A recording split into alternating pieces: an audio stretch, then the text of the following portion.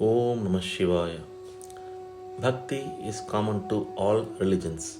Discourse by MahaPeriyava from the book Voice of God, Volume 1.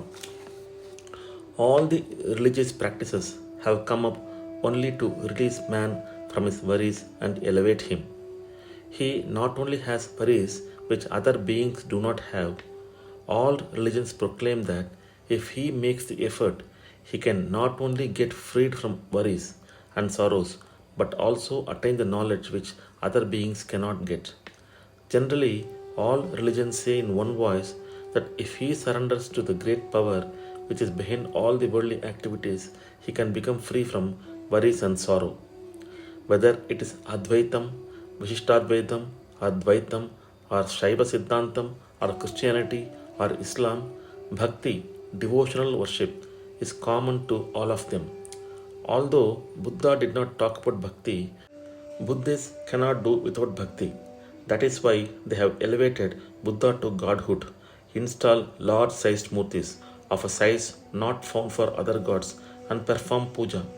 Even in very recent times, many jnanis laid emphasis on self-inquiry only.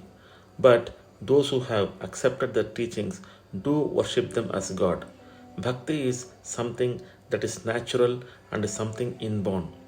According to Advaita, when practicing bhakti, it should be without the thought that Ishvara and we are different and with the feeling that we are Ishvara ourselves. It may be asked, when a bhakta who has negligible power and who has little knowledge practices bhakti to the Lord, who has a great power and omniscient, how then the two can be one? If so, are we different from the Lord? If there are things other than Lord, from whom have they come? If they are different and have come from somewhere, how can he have control over them?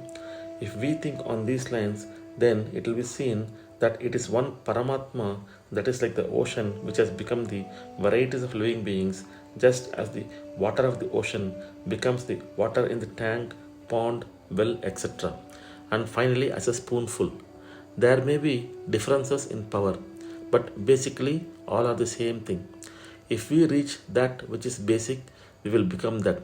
This is Advaita Mukti, moksha according to the system of Advaita. If we keep talking like this as a mere intellectual exercise, it is of no use. It must be experienced. This is possible only if there is the Lord's grace. Great men have said that only if there is the grace of the power that controls us and moves, all these movements will stop and the Advaitic thought that we should go to the basic thing will come. Ishwaranagrahat eva pumsam Advaita vasana. Even in the early stages, when Bhagavan and Bhakta are perceived to be different, we should have the thought that the Paramatma, which has come as a Bhagavan, has also become we the Bhaktas. By this, our love for Bhagavan will increase because there is nothing more likable and lovable than ourselves, is it not? As we practice more and more bhakti, Ishvara, who grants us the fruits of all our activities, will shower his grace as a reward and enable us to approach him.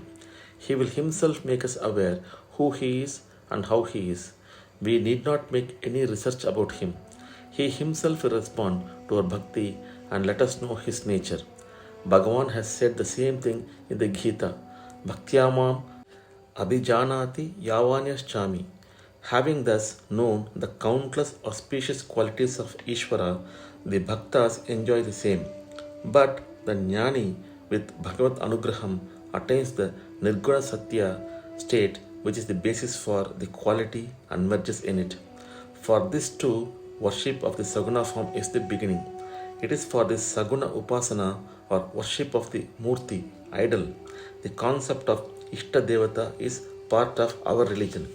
Other religions talk about God and stop there. Our Sanatana Dharma, otherwise called the Hindu religion, shows us the same God in different forms, different divine forms, to approach him according to each one's mental attitude and worship him. These forms have not been created out of imagination. The one Paramatma has appeared to several great men in these forms. Each one establishes the personal relationship with his Murti and worships him. Methods have been prescribed for following certain religious disciplines, and it has been clearly stated that the chanting of particular mantras and following of particular disciplines will enable us to have darshan of a particular devata. Whatever be the method of worship, bhakti is a common mode not only for the worship of several gods of our religion, but in any religion, bhakti occupies the central place. Om Namah Shivaya. In the next post, we shall listen to MahaPeriyava speak about the unity of religions. Om Namah Shivaya. Har Har Shankara Jai Jai Shankara. Kanchi Shankara Kamakoti Shankara.